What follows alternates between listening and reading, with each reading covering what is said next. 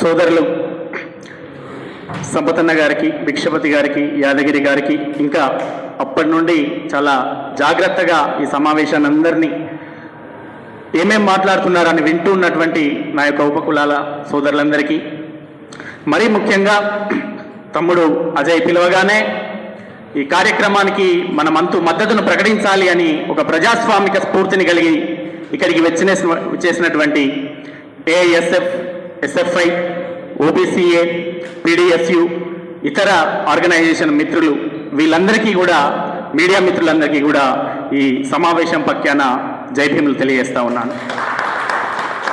Gajavelli Eshwar, Osmania university oriental విభాగంలో assistant ప్రొఫెసర్గా పనిచేస్తూ ఉన్నాను.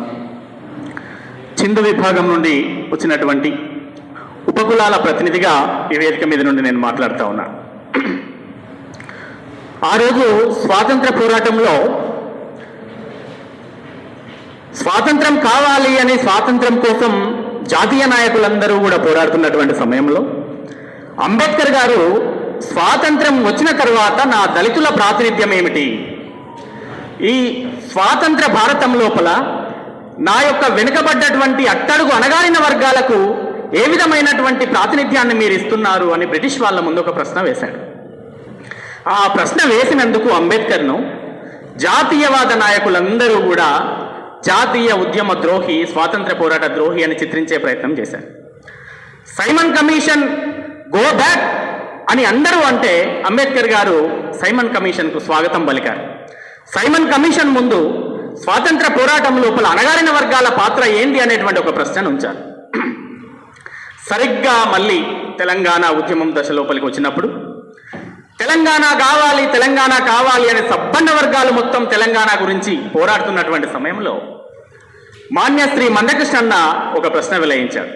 తెలంగాణ కావాలి అని నేను కూడా అంటున్నాను, కానీ వస్తున్నటువంటి తెలంగాణలో నా దళిత జాతి ప్రాతినిధ్యం ఏంటి, ఇది దొరల తెలంగాణనా లేకపోతే నా దళిత జాతికి ప్రాతినిధ్యం వహించేటువంటి తెలంగాణనా అని ఒక ప్రశ్న సమాజం ముందు ఉంచాడు.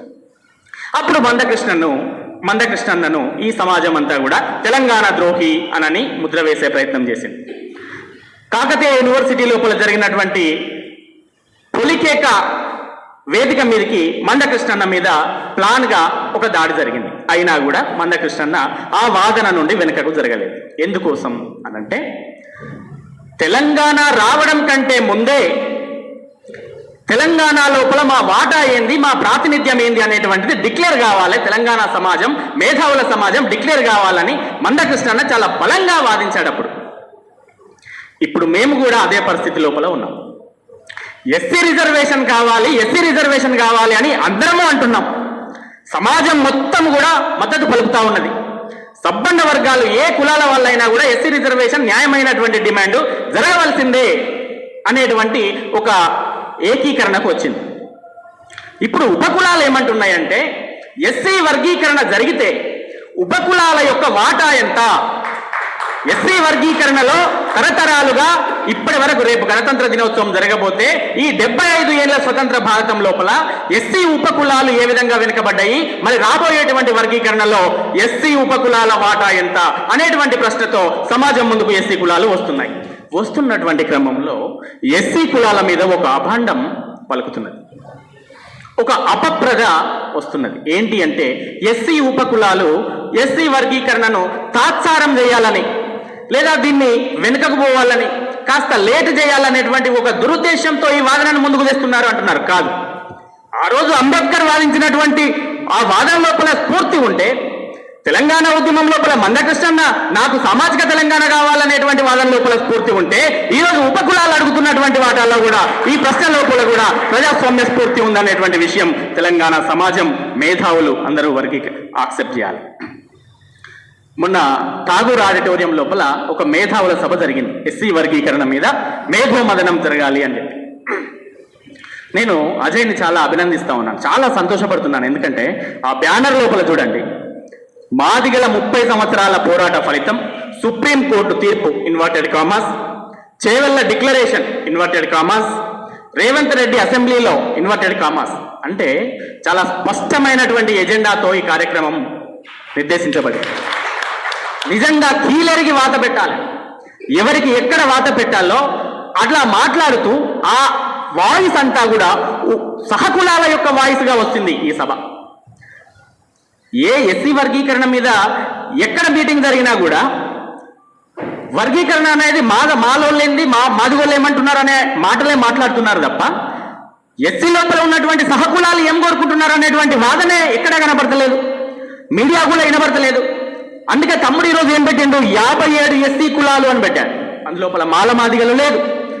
59 లోపల -2 చేసి 57 కులాల వాయిసే పెట్టాడు. అది ఈరోజు సమాజం చేయాల్సింది, అదే ఈరోజు మేధావులు మాట్లాడవలసింది. ఈరోజు అజయ్ తాల్లా ఆ మాట మాట్లాడుతూ ఉన్నాడు.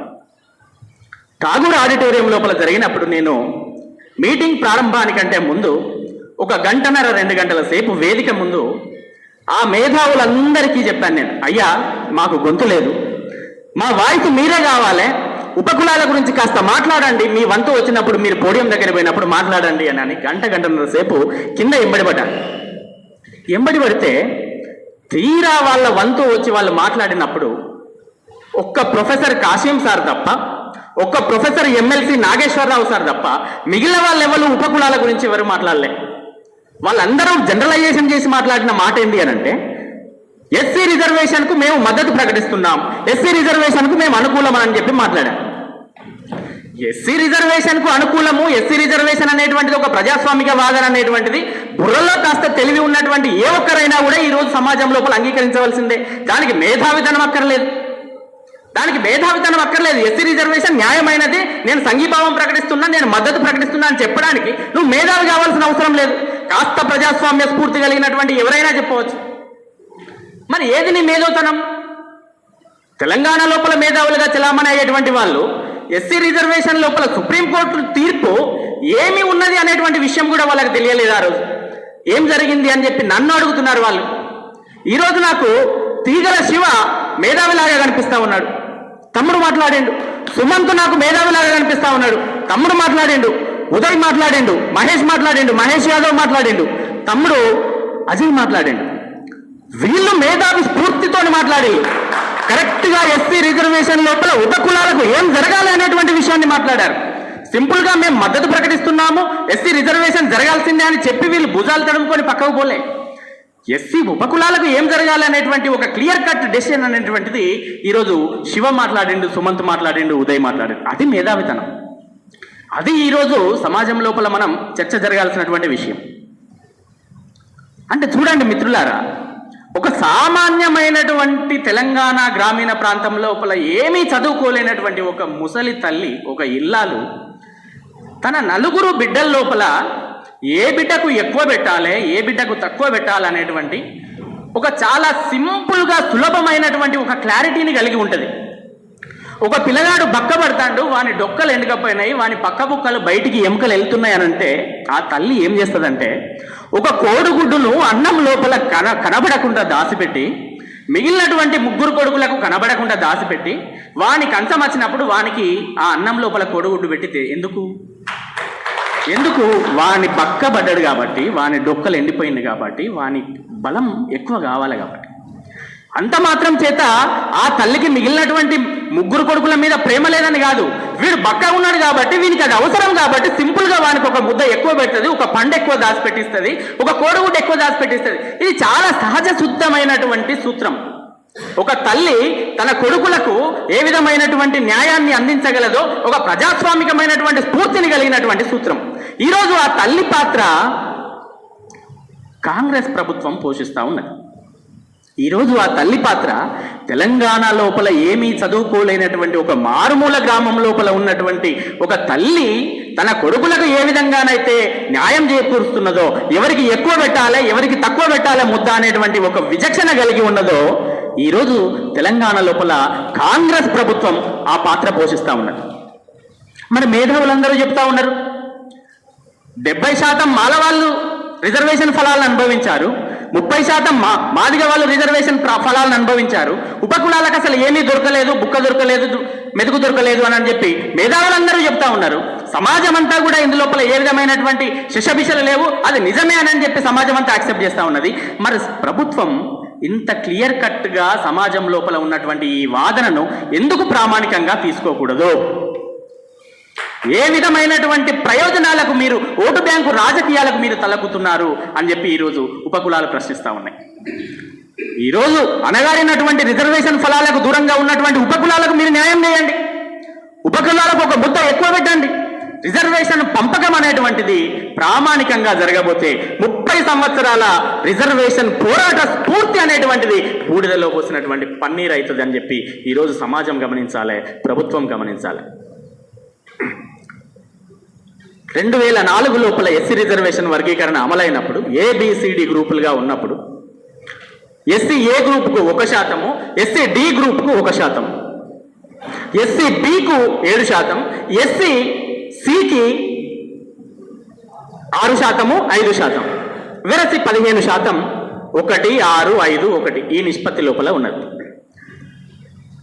ఈరోజు మళ్ళీ ఏబిసిడీలు మళ్ళీ పంపకం జరగాలనేటువంటి ఒక విషయం వచ్చింది. ఇన్ని రోజులు కూడా సమాజం ఏం చూస్తూ ఉన్నదనంటే ఎస్సీ వర్గీకరణ అనేటువంటిది 2 పల్లాల తక్కడ కాదు, ఇప్పుడు 2 పల్లాల తరాజు తక్కడ కాదు, 59 కంచాల ఆకలి, 59 కంచాల ఆకలి. ఎవరి ముద్ద వారికి పడవలసిందే, బక్క చిక్కినటువంటి వానికి ఒక ముద్ద అదనంగా దొరకవలసిందే. అదే న్యాయము, అదే ప్రజాస్వామ్య స్ఫూర్తి. కానీ ఈరోజు వర్గీకరణ ఉద్యమం లోపల ముందుగా ఉన్నటువంటి మందకృష్ణన్న కానీ మాదిగ వర్గం కానీ, మందకృష్ణన్న అవుట్ రైట్గా మాట్లాడుతూ ఉన్నాడు వేదికల మీద. ఏం మాట్లాడుతూ ఉన్నాడు? నేనెంతో నాకంత. మాదిగలు 1% ఎక్కువ కోరుకోరు, 1% తక్కువ కోరుకోరు అని మందకృష్ణన్న మాట్లాడుతూ ఉన్నాడు. కృష్ణన్న ఒక మాట చెప్తాడు వేదికల మీద పదే పదే, కొడితే అంటే భయము, పెడతా అని అంటే ఆశ అని అంటాడు. నిజమే, మేము కూడా ఆశపడ్డామన్నా, ఉపకులాలం మేము ఆశపడ్డాం. నువ్వు పెడతానని చెప్పినావు మాకు. 2016 లోపల సెంట్రల్ యూనివర్సిటీ లోపల నేను దళిత్ స్టూడెంట్ యూనియన్ ప్రెసిడెంట్గా ఉన్న సందర్భంలో, డిఎస్యు ప్రెసిడెంట్గా ఉన్న సమయంలో డిఎస్యు 20 ఇయర్స్ సెలబ్రేషన్ చేశాము. దానికి మందకృష్ణన్నను నేను అతిథిగా పిలిచాను. పిలిచినప్పుడు మందకృష్ణన్న నేను అక్కడ ప్రెసిడెంట్గా ఉండడం చూసి చాలా సంతోషపడ్డాడు. ఒక ఉపకులాల బిడ్డ ఈరోజు సెంట్రల్ యూనివర్సిటీ విద్యార్థి సంఘానికి ప్రెసిడెంట్గా ఉన్నాడు. ఈ డిఎస్యు ప్రజాస్వామ్య స్ఫూర్తి చాలా గొప్పది. ఇందులోపల ఉన్నటువంటి మాదిగ విద్యార్థులందరూ కలిసి ఒక ఉపకులం పిల్లవాడిని ప్రెసిడెంట్గా పెట్టారు. ఇది కదా నేను కావాల్సింది, ఇది కదా నేను కోరుకుంటున్నది అని చెప్పాడు వేదిక మీద.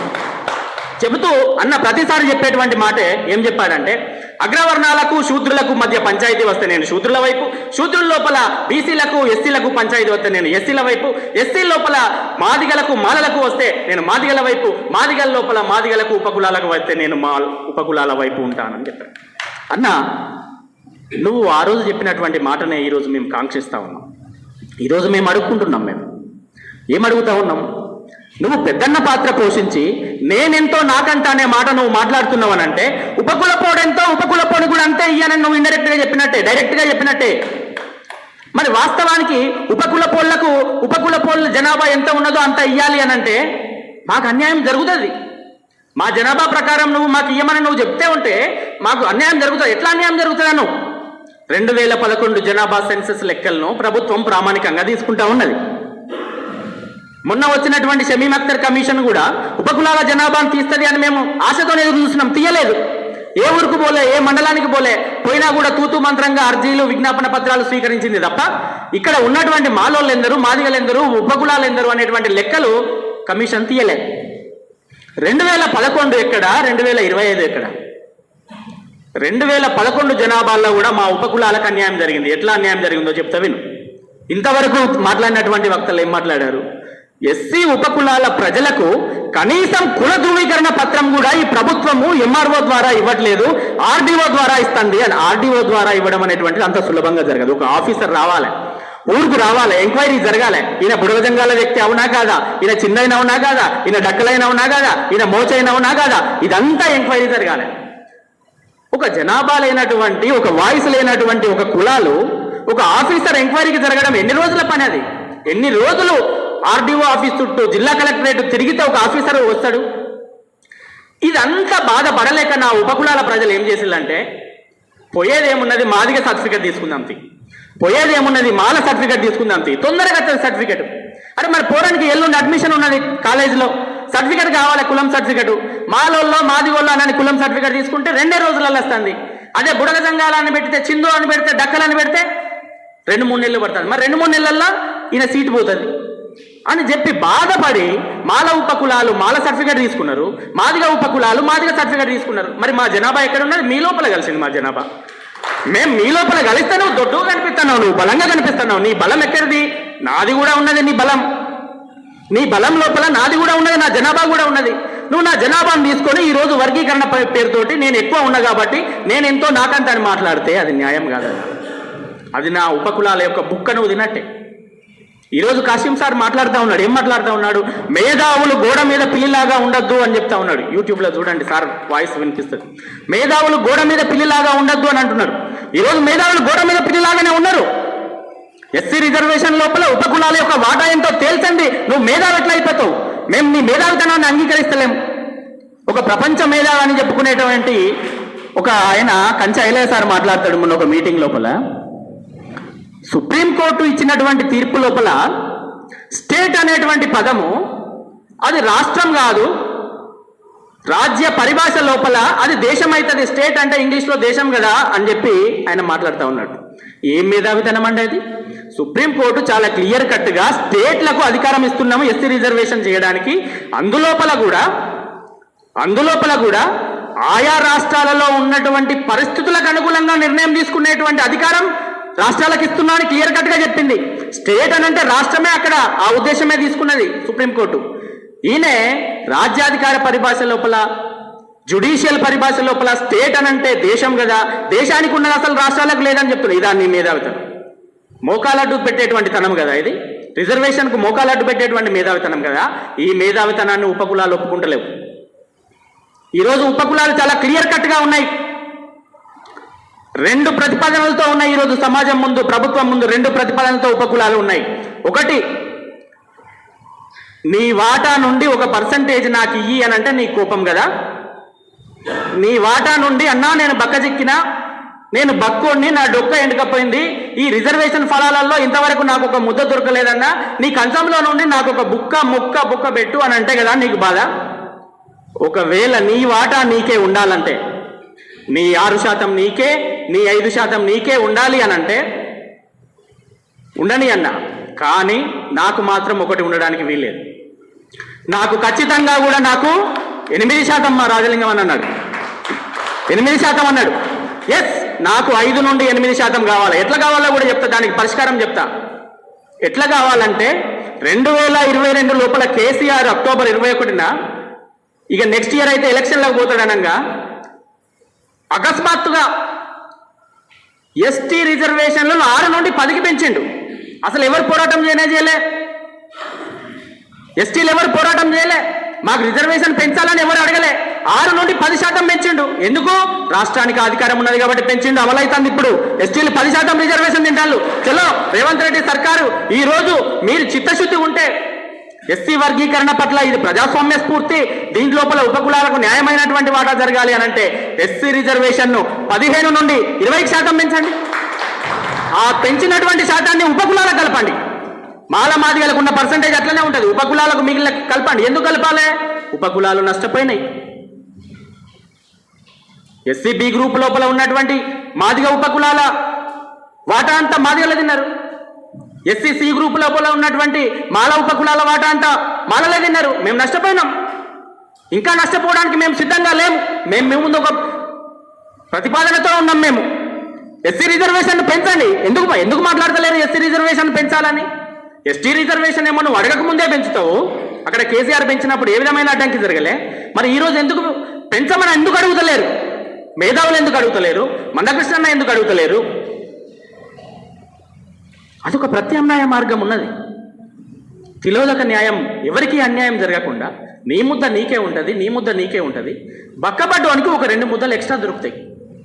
నువ్వు ఆ న్యాయం అడుగు, ప్రపంచం హర్షిస్తుంది, సమాజం హర్షిస్తుంది. అదొక ప్రత్యామ్నాయమైనటువంటి మార్గం. ఎస్సీ రిజర్వేషన్లు అప్పుడు 15% ఉంటాయి, ఇప్పుడు 15% ఉంటాయా? జనాభా పెరగలేదా? కులాల జనాభా పెరగలేదా? కులాల జనాభా పెరిగినప్పుడు రిజర్వేషన్ పర్సంటేజ్ పెంచితే తప్పేమున్నది? ఆ ముఖ్యమంత్రి పెంచినప్పుడు ఈ ముఖ్యమంత్రి పెంచితే తప్పేమున్నది? అది న్యాయమే కదా. కాబట్టి మేము ఈరోజు అంటున్నాము ఎస్సీ రిజర్వేషన్లు పెంచాలి. పెంచి ఉపకులాలకు ఆ పెంచినటువంటి పర్సంటేజ్ను ఉపకులాలకు కలపాలి. అప్పుడు కలిపినప్పుడు 6% మాదిగలకు 5% వాళ్లకు ఉన్నప్పుడు మాకు కూడా 5% వస్తుంది. మాకు రావాల న్యాయంగా కూడా, ఎందుకంటే మేము అన్యాయం మాలోళ్ళు మాకు అన్యాయం చేసిందని మీరు అన్నప్పుడు మా ఉపకులాల బుక్క మీరు తిన్నారని మేము అంటున్నాం, మరి మాకు న్యాయం జరగద్దా? ఇదే కరెక్ట్ సమయం కాబట్టి ఇక్కడే న్యాయం జరగాలి. మళ్ళీ ఈ సమయం తప్పిపోతే మళ్ళీ మాకు అవకాశం రాదు, ఏ ప్రభుత్వం కూడా ఈ కార్యాచరణ అనేటువంటిది చేపట్టదు. ఇది ఒక ప్రత్యామ్నాయం. ఇక లేకపోతే ప్రొఫెసర్ రావు గారు చెప్పినట్టు వర్గీకరణ, ఉమ్మడి వర్గీకరణ ఉన్నప్పుడు వర్గీకరణ లోపల ఉన్నటువంటి ఫలాలను మొత్తం మాలమాదిగలే అనుభవించిళ్ళు. ఎక్కడో కొండకొచ్చో నాలాంటి వాళ్ళు ఎవరో ఒకరో ఇద్దరు తప్ప ఏ ఉద్యోగాలలో కూడా మా ఉపకులాల ప్రజలు లేరు. మరి మొత్తం మీరే అనుభవించినప్పుడు మీరు పెద్ద మనసు చేసుకొని ఒక పర్సంటేజ్ మాకు ఇవ్వండి, న్యాయమే కదా? అది కూడా న్యాయమే. మీరు ఇన్ని సంవత్సరాలు తిన్నప్పుడు 1% మీరు వదులుకోవడానికి మీరు ముందుకు రండి. మీ త్యాగాన్ని ప్రపంచం హర్షిస్తుంది. మీ త్యాగాన్ని, మీ ఉదార బుద్ధిని, మీ ప్రజాస్వామ్య స్ఫూర్తిని నిజంగా మాలమాదిగలు వాళ్ళకు ఉన్నటువంటి 1% వదులుకొని వాళ్ళకంటే తక్కువగా, జనాభా పరంగా తక్కువగా ఉన్నటువంటి వైద్య, ఆరోగ్య, ఆర్థిక, రాజకీయ, విద్య అన్ని విషయాల లోపల వెనుకబట్టినటువంటి ఉపకులాలకు ఒక్కొక్క పర్సంటేజ్ని ఉదారంగా వదులుకొని వాళ్ళు కూడా అభివృద్ధి చెందాలి, సమాజం లోపల వాళ్ళు కూడా భాగం కావాలి అని చెప్పి కోరుకున్నారు అని ప్రపంచం మొత్తం మీ యొక్క త్యాగబుద్ధిని శ్లాఘిస్తుంది. మీరు దానికి సిద్ధంగా ఉండండి. పెద్దన్న పాత్ర పోషించినటువంటి నీ యొక్క నాయకత్వాన్ని ఈరోజు సమాజం ముందు విశదపరచు. సమాజం మొత్తం నిన్ను, నీ యొక్క త్యాగబుద్ధిని శ్లాఘిస్తుంది. ఇది ఒక ప్రత్యామ్నాయం. దీనివల్ల కూడా ఉపకులాలు లాభపడేటువంటి అవకాశం ఉంటుంది. ఈ 2 ప్రత్యామ్నాయాలు ఈరోజు ఉపకులాల తరఫున మేము ప్రభుత్వం ముందు, సమాజం ముందు పెడతా ఉన్నాం. అయితే రిజర్వేషన్ను పెంచినటువంటి వాటా ఉపకులాలకు ఇవ్వండి, లేదంటే మాలలో నుండి 1%, మాదిగల నుండి 1% తీసి ఉపకులాలకు ఇవ్వండి. అట్లా ఇస్తేనే ఈరోజు సమన్యాయమైనటువంటి పంపిణీ అనేటువంటిది వర్గీకరణ లోపల జరుగుతుంది. అట్లా గనక జరగకపోతే వర్గీకరణ ఉద్యమం యొక్క స్ఫూర్తిని ఉపకులాలు శంకించే పరిస్థితి వస్తుంది. రేపు ప్రశ్నించేటువంటి పరిస్థితి వస్తుంది. సుప్రీంకోర్టు తీర్పు ఏమన్నది? మీరు గనక స్వలాభం కోసమో లేకపోతే రాజకీయ ప్రయోజనాల కోసమో వర్గీకరణను తప్పుల తడకగా గనక అమలు